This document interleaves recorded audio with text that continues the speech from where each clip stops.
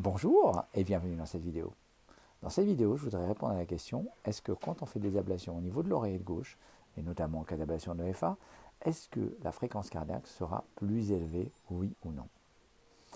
Avant d'aller plus loin, merci de mettre un grand max de pouces bleus à cette vidéo afin de faire en sorte qu'elle remonte dans les algorithmes de YouTube. Alors la question est venue suite à la question d'un commentaire d'un internaute qui a dit « J'ai eu l'ablation de l'AFA et depuis mon ablation de l'AFA, ma fréquence cardiaque est plus élevée. Est-ce que c'est normal, oui ou non ?» La réponse est plutôt oui. Ce n'est pas systématique que la fréquence cardiaque soit plus élevée, mais à plusieurs reprises, j'ai eu cette remarque des patients. Pour cela, il y a deux commentaires possibles. Bien entendu, peut-être que le patient avait déjà des médicaments. Certains des médicaments, tels que les bêta-bloquants, l'amiodarone, c'est des médicaments ralentisseurs. Et lorsqu'on arrête ces médicaments, parce qu'on a fait une ablation, la fréquence cardiaque va être plus élevée. Ça peut être une explication. Mais pas que. Peut-être qu'il va me dire, non, je n'avais aucun médicament et pourtant ma fréquence cardiaque est plus élevée. Eh bien, il a quand même raison. Pourquoi? Parce qu'il y a des ganglions nerveux parasympathiques qui entourent le cœur, qui sont dans la graisse autour du cœur. Et quand on fait de l'ablation, quand on brûle autour des veines pulmonaires, on peut également brûler ces ganglions parasympathiques et qui jouent dans les ganglions parasympathiques, jouent dans le système vague et dans les ralentissements. Et donc lorsqu'on brûle ces ganglions-là, finalement notre cœur est un peu plus rapide.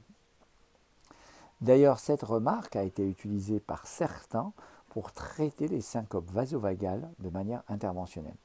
Vous savez que les syncopes vasovagales, c'est des syncopes plutôt pas graves, ou chez certains, on a des hypotensions, tension basse, ou chez d'autres, on a des fréquences cardiaques plus basses, qu'on appelle les syncopes à base de bradycardie. Dans des cas extrêmes, avec des pauses importantes, où on n'a pas d'autre solution, on peut être amené à poser un pacemaker, ce qui est plutôt une solution pas toujours satisfaisante, mais qui règle le problème pour un grand nombre de patients. Et puis il a été également démontré qu'on peut éventuellement discuter chez certains patients d'une ablation de ces ganglions.